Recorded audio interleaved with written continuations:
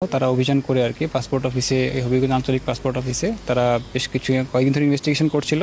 তা আজকে হচ্ছে বেশ কিছু প্রমাণপত্র সহ তারা 3জন আসামিকে তারা ধরতে সক্ষম হয়। তো পরবর্তীতে যখন আমাকে কল করা হয়, আমি যখন আসি, আমি তাদের বিভিন্ন তথ্য প্রমাণ দেখে বুঝতে পারি যে এই তথ্য অপরাধগুলো সংঘটিত হয়েছে, আমার সামনে উদ্ঘাটিত হয়েছে, আমি বুঝতে পারি। তো পরবর্তীতে হচ্ছে যেহেতু এখন এই পাসপোর্টের যে দালাল চক্র যেই অপরাধটা, সেই অপরাধটা আসলে মোবাইল কোর্টে বিচার্য না।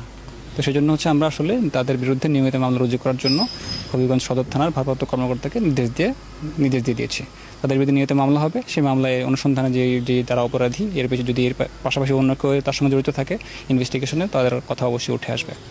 যেহেতু এই মামলার বিচার করার এখতিয়ার মোবাইল কোর্টের নেই, সেজন্য আমরা নিয়মিত মামলা হিসাবে রিভিউ করার জন্য ভারপ্রাপ্ত কর্মকর্তাকে নির্দেশ দিয়েছি। এটুকুই হচ্ছে আমাদের আজকের সামগ্রিক কার্যক্রম। কতজনকে আসামি? 3জনকে আসামি করা হয়েছে। 3জনের আসলে বিভিন্ন স্ক্রিনশট, মোবাইল ফোনের বিভিন্ন টেলিফোনিক যোগাযোগ সহ এটা বোঝা গিয়েছে তারা আসলে এই চক্রের সঙ্গে জড়িত। এখনও যেহেতু পুরো চক্রের সমগ্র সবার তথ্য পাওয়া যায়নি, আশা করি অনুসন্ধানে সবার তথ্য চলে আসবে।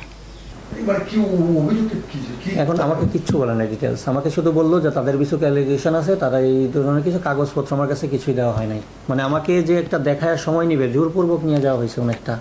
আমি বারবার বলতেছি আমার মহাপরিচালকের একটা অনুমতি অন্বেষক, যেহেতু আমার স্টাফ বা কর্মচারী, কিন্তু সেই রকম কিছু না। তারা হয়তো পরবর্তী কোনো ব্যস্ততা আছে, তারা অনেকটা জোরপূর্বকই নিয়ে গেছে।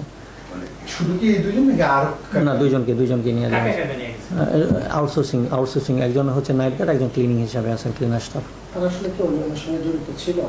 এটা তো স্যার প্রমাণিত না হলে ভাই বলতে পারবো না। এটা তো আমাদের কাছে ডকুমেন্টসগুলো আসলে আমরা প্রমাণের সাপেক্ষে তাদেরকে ব্যবস্থা নেওয়া যাবে। ভাই এটা তো কোশ্চেনের মধ্যে ছিল না। আমার যদি